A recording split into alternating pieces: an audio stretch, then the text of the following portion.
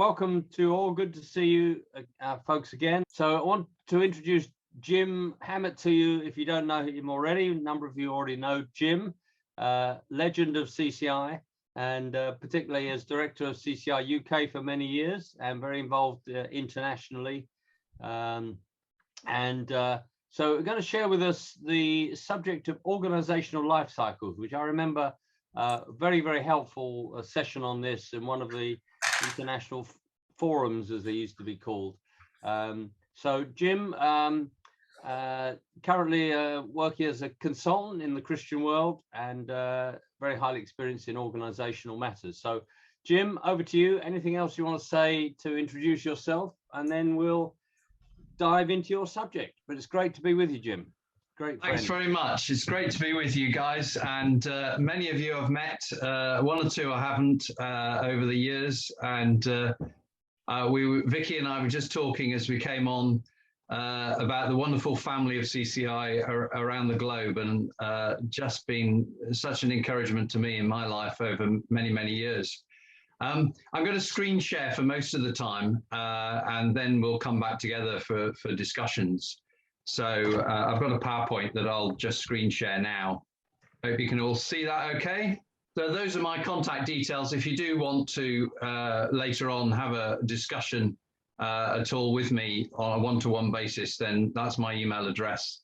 But I found this subject as one of the most helpful concepts amongst camp people over the world over the years, and in particular here in the UK. So some of you may have heard some of this before, but I found it to be a real opener for lots of different people. And you can apply this in lots of different contexts. So some of you, if you're association leaders, may want to consider it in that context. Some of you who are running a camp or actually operating a centre may want to see it in that context. I'd just encourage you probably for the lifespan of the next hour to think of one of those different contexts initially. And then later on, you might want to reflect, oh, how does that affect my church or my, some other context in which you're doing ministry or involved.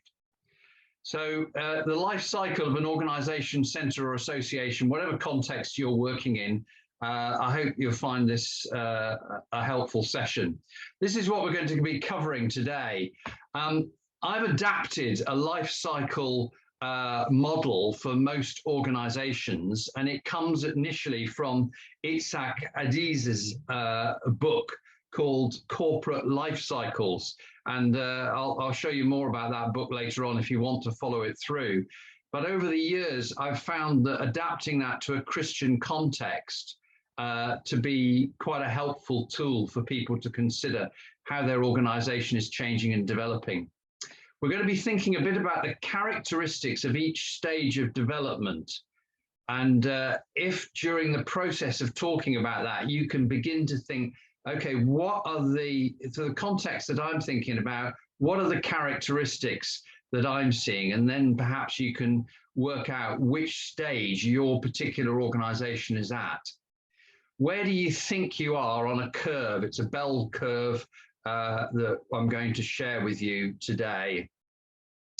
How do you move, and this is perhaps the key issue, how do you move from one stage to the next stage in a very positive growth way? How do you make changes if you've gone past a position of prime, as I've called it? Because that's the critical moment at which things start to decline in organizational life cycles. And it's what you need to do to try and turn that position around. And we'll think about some strategies for that. And I'm sure some of you will be able to share that in the second half of the session.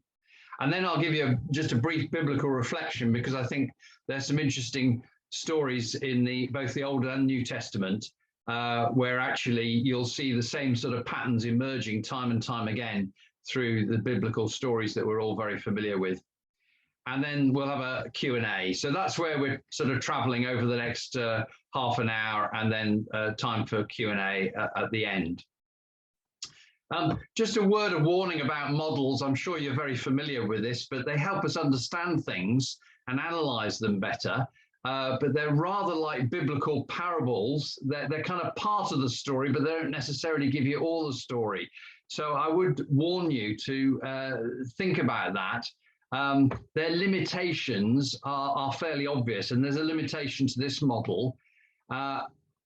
As we think about how you change from one stage in the cycle to another, I think we just all got to be aware that God has infinite power and creativity and can change people's lives and make differences. So I don't want to take what is originally a business model and reduce it to something that's simply an organizational model. I believe God can intercede into that situation and change things in a miraculous way, and I'm sure we'd all agree about that. So it originates from a secular business model, but has very strong biblical concepts, I believe, and I've adapted it quite a bit to take into that account that. So let's just get started. So here's the bell curve, and this is the concept that Isaac Aziz represented. Prime is up there at the top, and we're going from left to right on the curve. So the first stage would be what we might call the brainchild, and you'll see the human narrative that goes through this as a normal life cycle that we're all familiar with in life. There's a brainchild, there's a birth stage, there's a childhood stage, there's an adolescent stage.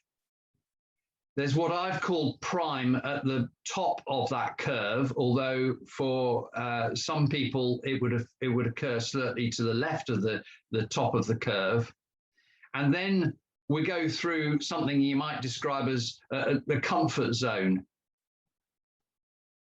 There's the cartoon, somebody interviewing, three people interviewing somebody. We think you'll fit in perfectly because you're exactly a clone of what's already there. We're probably familiar with that sort of scenario that happens in organizations.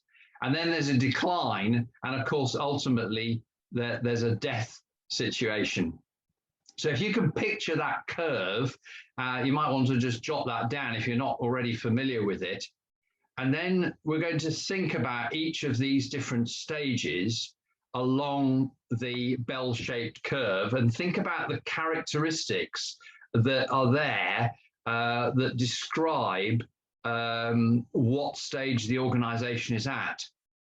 But you'll see the human narrative that goes through it, which is pretty obvious. And one of the key questions, I think, is how do you keep it in prime or near to prime, your organization? Because it's very easy to go down the right-hand side of the curve, and you need to have strategies that bring you back to the other side. Now, different people have interpreted this in the world of life cycles in different ways. This is my particular way that I've developed it. Okay, so let's just think about the characteristics, the brainchild and the birth stage. A few people, sit down and dream dreams. If you've run an association in CCI, you'll know that usually it's one or two very key pioneering people that have started the thing off and given it the birth. But it may not actually happen. We've all been through stages, I'm sure, where organizations have fallen apart at the very beginning. But it's characterized, this stage, by an excitement, a volunteer committee that are really enthusiastic in the early birth stages, but it's very much one or two pioneers that are involved in a business context. It's often a founding member of the family that then tries to pass it down generations. And if any of you know about family businesses, they often fail at the second and third generation.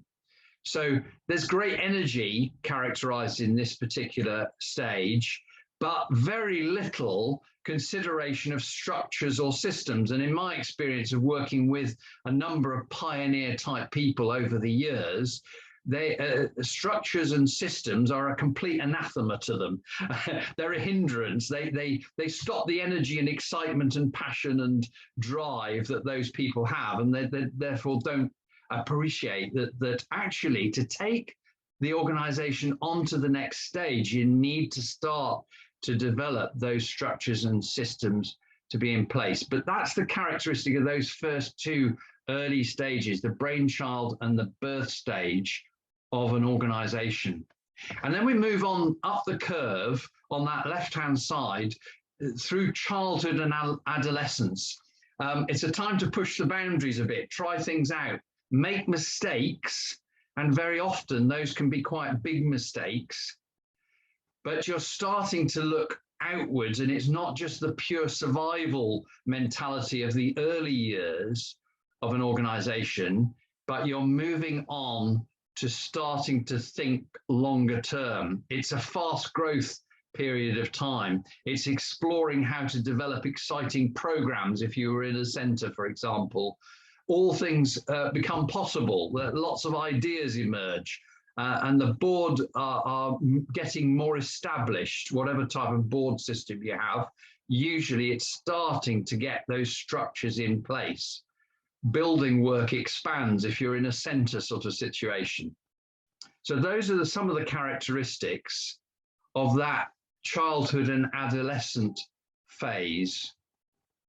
Let's move on further on the curve up to what could be described as the peak performance. Systems are in place now. The board and senior employee work really well together. The chemistry there is really good. There's good, clear governance because there's structures in place. There's good, clear vision. Evaluation is going on.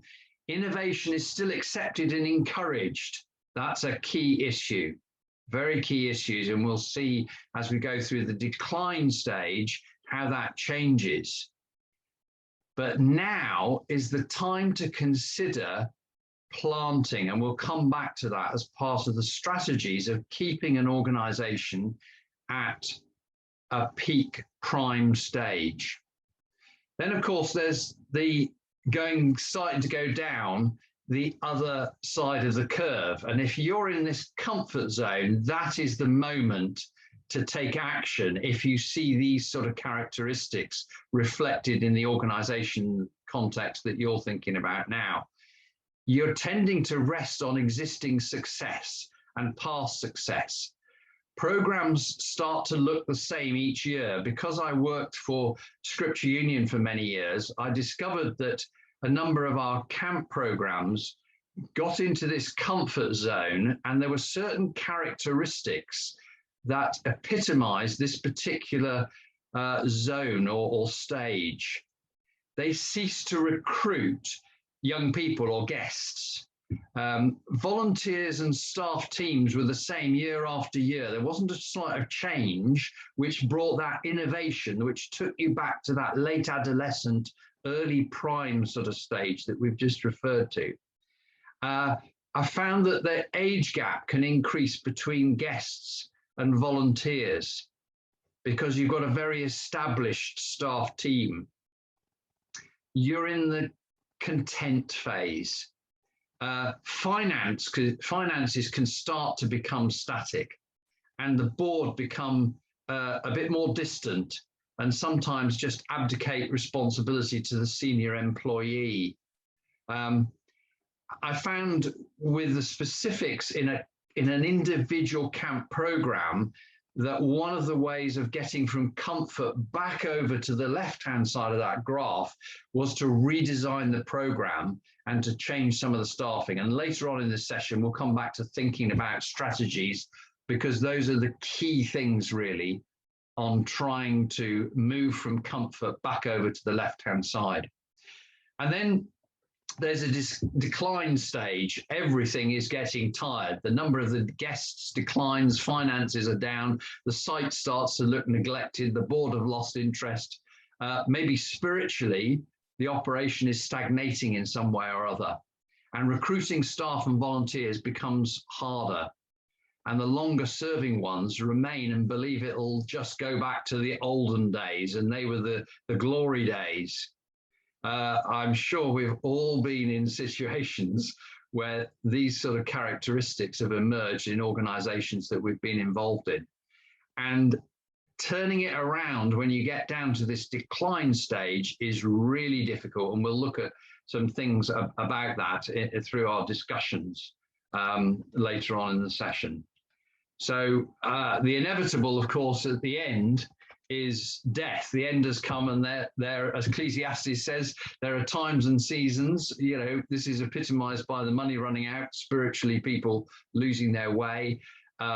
Maybe closure is the only way out, and actually that's maybe the right decision. When an organization gets to this stage, it really is very difficult to turn it around.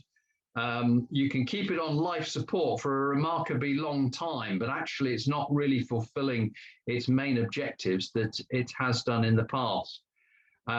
Resurrection is rare in my experience in this context. So once you get to that, it may be the right thing before God to actually close down what you're involved in. So what's the next stage? On the left-hand side of the curve, you need to think what your targets are to progress from one stage to the other, from those early concept stages, the birth stage, the childhood stage, and the adult. How do you move on up that curve towards prime? You need to think about targets to be able to progress towards that position. And then if you're on the right-hand side of the curve, you need to work out how to reverse the direction and keep in prime. Let me just take us through some of that stuff on the left-hand side for a moment. So if you're on the left-hand side, these are three kind of key questions, I think, that we need to be asking ourselves. The first question is, where is your centre, organisation, association on the curve? Where are you on that curve? I just want to pause for a moment to give you a bit of time to reflect on that. Having discussed some of the characteristics, where do you think you are? And then secondly, what are the characteristics that you see that make you think that this is the position that your organisation is in?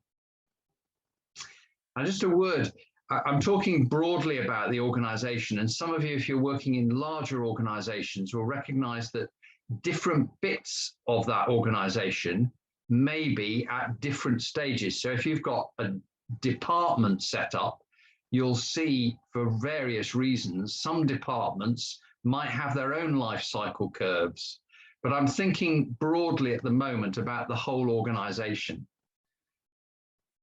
So I'll give you a moment just to reflect on that and think about that. Where are you, do you think, on that curve? Write down maybe 2 or 3 or 4 things that you think are characteristics that make you think you're at adolescence or comfort or whatever area you think it is. Okay. And then the final question, which we're going to go on and think about a bit more, is how will you keep it at prime or get it back to prime? Or in my experience, if you're on the right-hand side, you need to go back to about the adolescent stage to be able to work towards getting it to prime again. So how do we keep it in prime if you're on the right-hand side? Let's have a think about that. This seems to be the crucial question. How do you move your organisation along the curve? I think, first of all, you need to share the model with your board or your management group or your leadership team and ask them initially, individually, where they think they are on the organizational curve. So talk them through what we've just talked about over the last 15 minutes. And then ask them initially, not corporately, but individually, to specify where they think they are on the organizational curve and why they think they are there. I think to do it individually, in my experience, has been really helpful because you'll find that different people think differently as to where you are on the curve. And I think that process of discussing that is quite helpful for organizations to begin to discern why they are where they are on the curve. So to do it individually initially, and then secondly, to talk through the different stages of development. And next, to work through a process of some sort of strategic business ministry plan that works out for the next 3 years or so, how you will develop the ministry, the program, the site, the staff, the volunteers, the finances, marketing, governance, whatever the issues are for your particular organization. How are you going to work out that if you're on the left-hand side of the graph, over the next 3 years, how are you going to put in strategies to develop steadily through those different stages of adolescence towards prime? Now, you're probably thinking, you know, is there a time limit to this, Jim? You know, does it take 1 year, 2 years to go from A to B? The answer in my experience is there is no timeline on this, because for some organizations, it may take 10 years to go from one to another. For another, it may just take a year or two. So there is no fixed picture on that in my experience, but when we get to later on discussing it, then perhaps we can, you know, have a discussion about that. Somebody's just shared that their comfort fighting off decline. Thanks, Ross. Okay, so that's one of the strategies, I think, to put in a strategic plan and to have a very open discussion with your management and your board. Set specific, measurable, achievable time targets for every goal that you have. Many of you will be familiar with this, sort of SMART objectives, specific, measurable, achievable, realistic, and time targets for every goal. And to work through with the board as you go up that left-hand side of the curve, what your targets are going to be. I've got a big feeling that in my experience, developing training to achieve those targets is very, very key.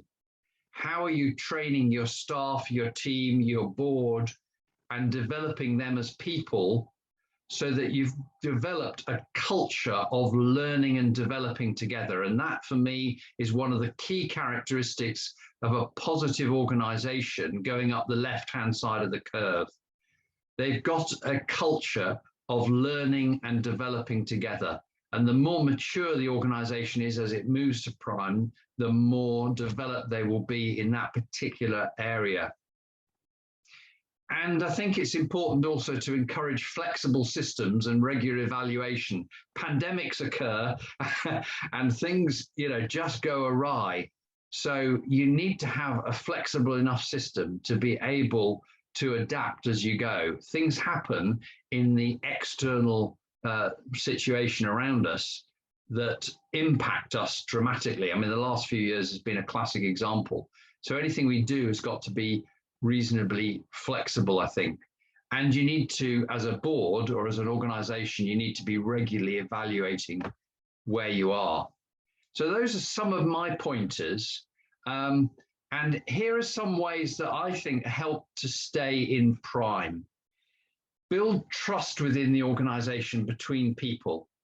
What's the relationships like? I remember the early days, for example, in CCI UK as an association, the board had wonderful trust relationships. And I think that really helped build a really strong board and a strong organization moving forward. There was a culture of mutual respect and trust between the key people. There's that mutual respect between staff. Where are you in your organization in that particular characteristic? Is there a mutual respect, or is there some sort of distrust getting in, which is an indication of starting to move down the right-hand side of the curve? That culture of open learning and development together and being open to each other and listening to each other and to God, of course, I think really helps. Open to self-criticism. Organizations on the right-hand side of the curve tend to be less open to self-criticism. To regain a sense of entrepreneurship or creative energy, that's the key thing on the left-hand side which tends to disappear on the right-hand side, to be able to try new things and accept constant change.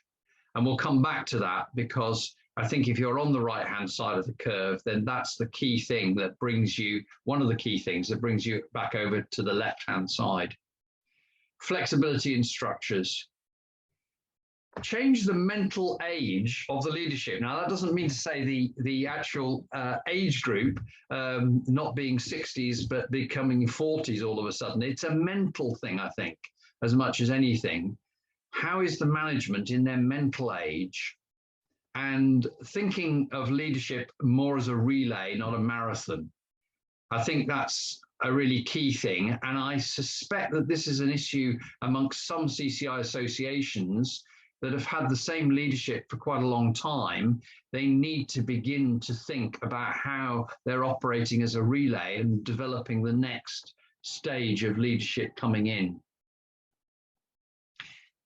And then decentralizing new areas of entrepreneurship so that the organization has young projects. So within the stage of the whole life cycle, you can begin to develop different things that are a new project, a new department, a new area of ministry that develops continuous rebirth. And that department, that area of ministry starts to go through the life cycle again. So that's some ways of thinking about you being on the left-hand side in particular of the curve. Now I want to just think about how do you take your organization, if you're in that comfort zone, or dare I say the decline zone, when it's really starting to get very late, bring it back to the adolescent, developing that new initiative involving key people in the organization, a new event, a new site, multiplying the work, pioneering new things. I think that really helps. Let me illustrate this with an example from my experience of working with large numbers of camp programs. I found that once a team had got to the stage where they were getting in that comfort zone, remember the characteristics of that were that cartoon where they were interviewing somebody and they fitted in perfectly because they were an identical clone. If you start to see that happening, then the issue, one of the issues I find in a camp context, it could be in a center context as well, that you start to multiply the work. You challenge that team to say, you're mature, you really need to now begin to divide into two, and in church planting theory approach, to start a second one. And how do you put in a strategy of doing that? And in the process, my experience on the whole is that you birth two new organizations, two new camps, because you're splitting that leadership into two and you're starting that process again. They never go back, in my experience, to the birth stage or even the childhood stage. They tend to go back to the adolescent stage and start again, which takes them back up to prime over the coming years. So that is one particular strategy that I found to be helpful if you're starting to show signs of being in that comfort zone. Second strategy you can have, I think, is to find a respected person outside of the organization, but with a knowledge of how that works, to come in and critique your ministry and work with the leadership team, the board of management, whatever you have, to work through some of the processes. I think having an external person is a really helpful thing. So I'd encourage you, if you're head of an association or even as a center, get somebody to come in from outside and review what you're doing and come up with just a slightly different perspective. They may, in the process, share something like this curve with you. And if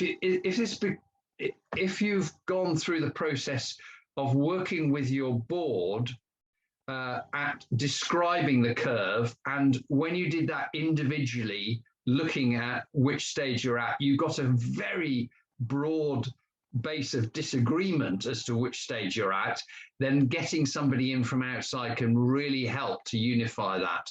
and to bring to home those characteristics. The third thing, I think, is to have a major change of staff, including very often the senior staff member. Now, it can be that that person is moved to a different role in the organisation, but the generating strength and development of the organisation needs to come from a different team. I think if you're certainly in that late comfort zone into decline, you've got to do this. You've got to really look at this as a possibility. And this is, of course, major disruption can ensue with this. But there are times and stages in life, and you need to make those big decisions to move people on. Don't be afraid of doing that. Sometimes it's the only way to get yourself back on the left-hand side of that curve. And of course, to pray through the issues and be open to what God may be saying to the organization. So those are very simple strategies that I've developed over the years, and we can discuss them in just a moment or two in a bit more detail. But I want to just reflect very briefly, finally, on the biblical model. And you may want to take this away. I don't suggest we discuss this today. This isn't a theological discussion, but you may want to take the same principles, and as you read the Bible over the next year, think about how this has happened in, for example, the development of the nation of Israel. And the reason I mention this is because I think the nation of Israel went through these types of curves, but as you reflect on that, you'll probably think that at different stages during a king's life or a prophet's life, the same sort of life cycle occurred for reasons that are theological and we're probably aware of. Think about the re-establishment of the nation in Nehemiah's time, for example. You might want to apply this in the development of the early church. And I wonder if there's some examples within the biblical context that will help us. So let me just share these sort of curves. This is very simplistic, but it might be something that you want to think about and share with others.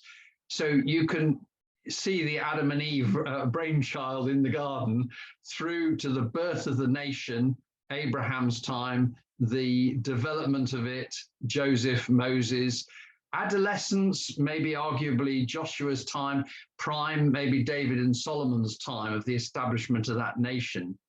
And then, of course, you have the prophets and Ezra and Nehemiah, and there are declines, and maybe Ezra and Nehemiah's efforts were to bring it back over to the other side. And we all know that there were difficulties in that process, but there were times when that certainly began to look over on the left-hand side as they were moving it. And during the book of Nehemiah, of course, a revival appears, although it's short-lived in many cases.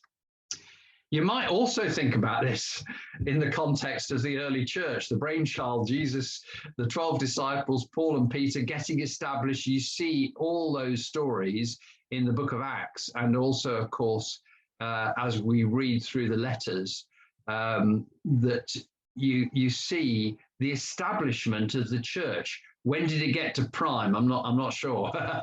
That's where perhaps the model breaks down. But it's in my context in the UK, and maybe for some of you in where you live, there may be signs of the church very much in the comfort zone or the decline zone. And the big question facing church leaders today is, how do you move it back over to the left-hand side? Well, I'm going to say any more about that, but I'm just going to leave that with you, because you may want to have a think about that in a bit more detail in the future. So I'm just going to stop sharing and open it up to discussion and reflections that we might have. So that was just a brief introduction. We thank you so much again, Jim, and thanks for your continued involvement in CCI internationally, and we hope that will continue.